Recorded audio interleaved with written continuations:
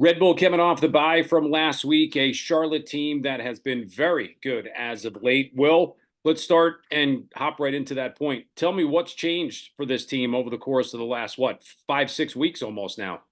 Well, I think it's just the implementation of the defensive organization that's been instilled since the beginning of the season with Dean Smith finally coming into its own. And you're really seeing the first fruits of that with the five consecutive clean sheets thrown out by Christian Kalina. And the defensive structure in front of him has really been solid.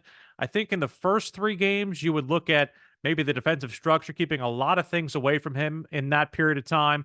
The last two, he's really been called upon, he being Kalina, to make some pretty high danger saves. A couple of very big ones at the end of the Galaxy contests, and one or two early on against a really, really tough Philadelphia team that we know is also very, very difficult to break down on the other side.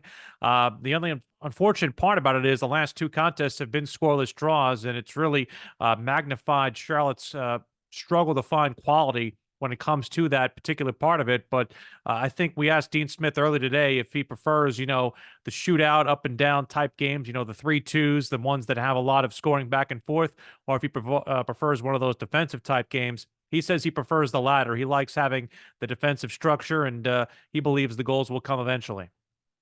Well, what's been the biggest difference with Dean Smith taking over as opposed to the different coaches that you guys have had since coming into the league? Well, the biggest thing that was our difficulty last year was holding leads. 25 points drop from winning positions is a stat that I think every Charlotte FC fan wants to try and put in the rearview mirror and forget. They've been a lot more solid late in contests. I know that there was the one unfortunate drop result against New York City where they got a goal in stoppage time, and then there have been a couple of others where they haven't necessarily been as solid. Minnesota comes to mind. Toronto, where they gave up a worldy goal, comes to mind. But outside of that, late in games, they've been a lot more strong and a lot more stalwart. And I think it goes back to what I said earlier. They're defensively organized.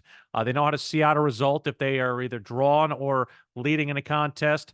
And they've got veteran leadership that comes in and late in these contests. Guys by the name of Junior Urso and Scott Arfield and Breck Diahare. A lot of these guys who have, real experience behind them. They know how to see out matches. And even the younger guys are starting to gain that experience a little bit more too as well. And I think it's been a real, real gold mine from Charlotte's perspective to get themselves toward a sense of pragmatism. I think that's a word that sometimes for a lot of people is thrown out with a little bit of a kind of a snarky attitude, or people say that is almost kind of an insult, but it's honestly been Charlotte FC's mantra in a positive fashion this season, and it's very, very good to see.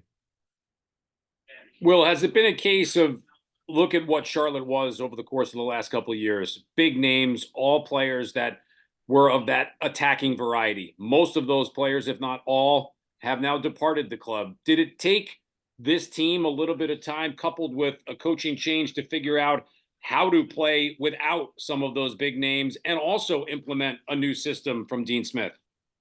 Well, I think it's interesting, Matt, when you think about the evolution of what Dean Smith has wanted. He inherited all these designated players. What you think about Karol Swiderski, Kamil Józwiak, as well as Enzo Capetti, and he said right off the bat, they got to earn their way onto the team. I think he identified that he wants a different kind of profile of winger than he got from Kamil Józwiak, and they found somebody in Liel Abada who they feel like can be in that profile. Unfortunately, he's been injured the last couple of contests, made his return last weekend, so we're encouraged to see him work his way fully back into the lineup. As far as Swiderski goes, he made pretty clear that he wanted to go to Europe as early as, a couple of years ago, and even very prominently last year before the summer transfer window ended.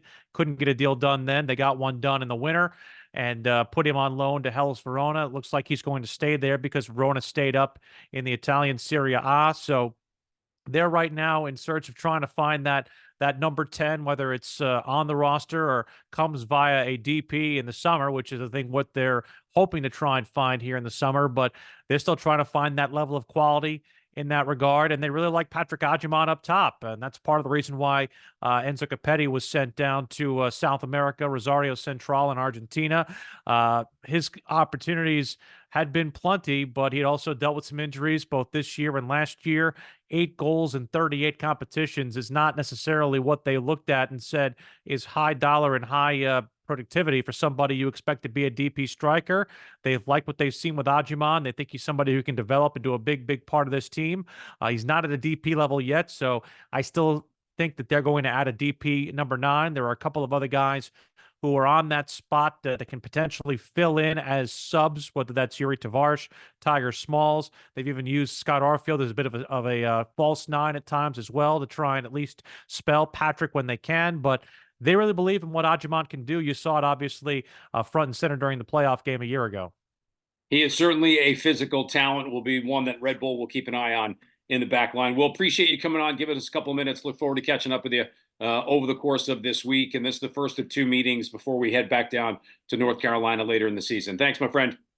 Always good, Matt, and always good to renew a rivalry that it seemed to really be very prominent in the eyes of Charlotte fans.